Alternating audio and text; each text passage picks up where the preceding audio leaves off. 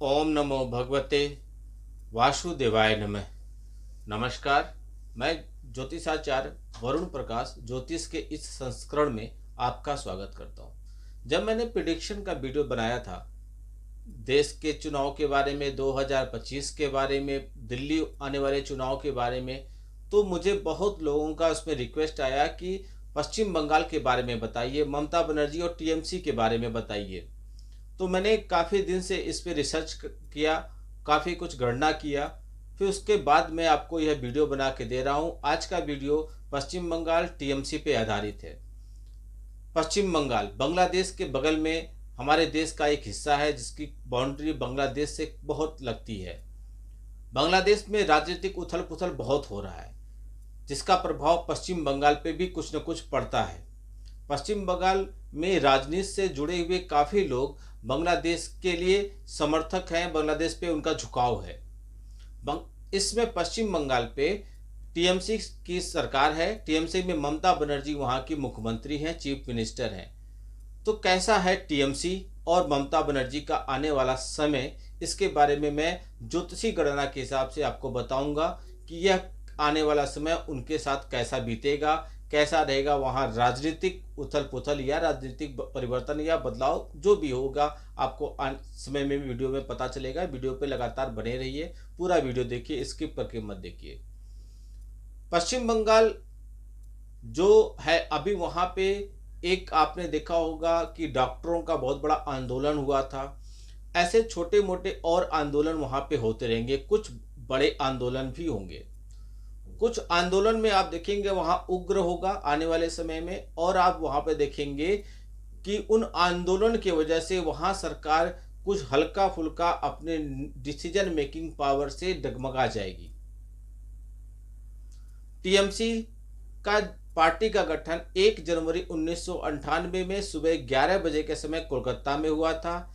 यह मीन लग्न और मकर राशि की कुंडली है, और मीन राशि पे शनि की 7.5 चल रही है। शनि की 7.5 का प्रथम चरण चल रहा है। 29 मार्च के बाद से शनि की 7.5 का द्वितीय चरण मीन राशि पे चालू हो जाएगा। शनि की 7.5 चल रही है, अभी द्वितीय चरण में जब चलेगा, उसके पहले प्रथम चरण के बारे में समझिए। प्रथम चरण में जब शनि की 7.5 चल रही है, तो उस समय शनिदेव कुंभ राशि में विराजमान है, लेकिन 29 मार्च के बाद शनिदेव मीन राशि में चले आएंगे। जब शनिदेव मीन राशि में आ जाएंगे तो निश्चित तौर पे काफ़ी कुछ परिवर्तन का समय आएगा। लेकिन इस पे विचार करने से पहले, मैं थोड़ा विस्तार पूर्वक बताने से पहले आपको ममता बनर्जी की कुंडली के बारे में बताऊं। तो ममता बनर्जी का जन्म 5 जनवरी 1955 में हुआ था, कोलकाता में। धनु लग्न की कुंडली है, वृषभ राशि की इनकी राशि बनती है, अग्नि तत्व का लग्न है और पृथ्वी तत्व की इनकी राशि है। बहुत कुछ अध्ययन किया मैंने ग्रहों के गोचर के बारे में। सब कुछ अध्ययन करने के बाद मैं इस नतीजे पे पहुंच रहा हूं कि आने वाले समय में बृहस्पति और शनि की वजह से ममता बनर्जी और टीएमसी का समय दोनों लोग के लिए अच्छा नहीं होने वाला है। अभी तक उन पे राहु की महादशा चल रहा था, जो बहुत कुछ दिया उनको। राहु संघर्ष कराते हैं लेकिन बहुत कुछ देते हैं, और राजनीति से जुड़े हुए लोगों के लिए राहु बहुत ही इम्पोर्टेंट, बहुत ही महत्वपूर्ण ग्रह हो जाते हैं। तो राहु का प्रभाव ममता बनर्जी और उनकी पार्टी पर भरपूर मिला। बहुत आगे तक गई पार्टी, लगातार मुख्यमंत्री तक बनी रही। लेकिन अब उन पे बृहस्पति का महादशा चलेगा। जैसे ही बृहस्पति का महादशा चालू हो गया, बृहस्पति की महादशा सब डिटेल में मैंने आपको वीडियो बना के दिया है, आप देखिएगा। उसमें आप पुराने वीडियो में जाइए तो आपको मिल जाएगा कि सभी ग्रहों के 2025 में कब कब दशा चलेगा, कब कब गोचर होगा, ये सब मैंने बताया था। तो जैसे ही टीएमसी पर बृहस्पति की महादशा चलेगी, उसी समय से टीएमसी का डाउनफॉल स्टार्ट हो जाएगा, क्योंकि गुरुदेव आपके कर्म और शनिदेव आ जाएंगे आपके टीएमसी पार्टी के लग्न में। तो इससे क्या हो जाएगा कि सब कुछ एकदम ठोक बजा के चालू हो जाएगा। आपके पुराने पीछे किए हुए कामों का रिजल्ट मिलेगा, आपको रिजल्ट भी धीरे धीरे मिलेगा। तो समझिए कि निश्चित तौर पे अब धीरे धीरे टीएमसी का समय थोड़ा सा डाउन होगा, धीरे धीरे उस पर गिराव दिखाई पड़ेगा। और आने वाले चुनाव में आप हल्का फुल्का जो विपक्षी पार्टियां हैं उनके तुलना में इनके प्रदर्शन को आप देखेंगे तो काफ़ी हद तक उसमें गिरावट रहेगी। विपक्षी पार्टियां दम से चुनाव लड़ेंगी। उस समय क्या रिजल्ट आएगा, देखिए उस समय रिजल्ट आएगा जब ममता बनर्जी चुनाव लड़ेंगी, उनके विरोध में कौन लड़ रहा है, कौन जीतेगा, कौन कौन से लोग चुनाव लड़ रहे हैं, उनका कुंडली क्या कहता है।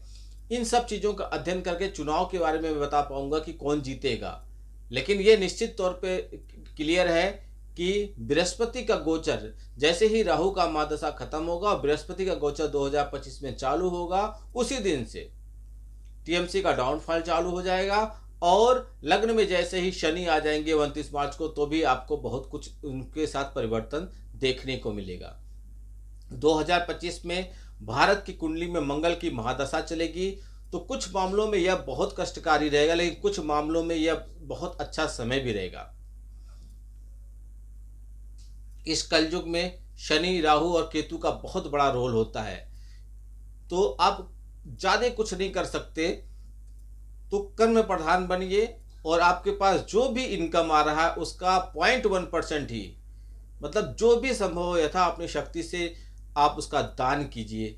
यदि पूजा पाठ कुछ नहीं कर पा रहे हैं आप, तो दान करना जरूर चालू कर दीजिए। यदि निवेश करना चाहते तो सिर्फ सोना चांदी इन धातुओं में कीजिए, आपको इससे अच्छा रिटर्न मिलेगा। 29 मार्च के बाद आप देखेंगे देश में, इस टीएमसी का जब अध्ययन कर रहा था तो आपको ये बता, जब जैसे ही शनिदेव कुंभ राशि से निकलकर मीन राशि में गोचर करेंगे तो आप देखेंगे देश के गद्दार यानी कि जो जयचंद्र थे, अब उनके लिए भी बुरा समय चालू हो जाएगा। वो किसी भी कंदराओं में छुप जाए, गुफा में छुप जाए, बिल में छुप जाए, लेकिन वो ढूंढ के निकाल लिए जाएंगे। उनके लिए अब अच्छा समय नहीं आ रहा है। देश विरोधी हरकतों करने वाले जो लोग भी हैं उनके लिए 29 मार्च के बाद का समय बिल्कुल अच्छा नहीं है। देश के गद्दारों को ढूंढ ढूंढ के अब निकाला जाएगा। कहीं भी जाके छिप जाए, किसी भी देश में जाके छिप जाए, लेकिन उनके लिए अब समय अच्छा नहीं है। यह वैदिक ज्योतिष पे आधारित था, ज्योतिषी गणना था। जब मैं राजनीतिक कोई भी भविष्यवाणी करता हूं तो हर पार्टी से संबंधित, किसी लोग को इस पार्टी से संबंधित है तो उनको वीडियो बहुत खराब लगता है, किसी किसी को जो से विरोधी है उनको अच्छा लगता है। लेकिन मेरा किसी के साथ कुछ भी व्यक्तिगत तौर पे कुछ भी नहीं करना है। मैं सबके बारे में वीडियो बनाता हूँ, सबके बारे में बताता हूँ। यह ज्योतिषी गणना है जिसको आप बदल नहीं सकते। यह ग्रहों और नक्षत्रों पे आधारित गणना होता है, जो निश्चित तौर पे होता है, होगा ही होगा, तो इसको आप बदल नहीं सकते। लेकिन पूजा पाठ पद्धति अपनी बदल के, जीवन शैली में बदल के आप बहुत कुछ नकारात्मक ऊर्जा को भी सकारात्मक में बदल सकते हैं।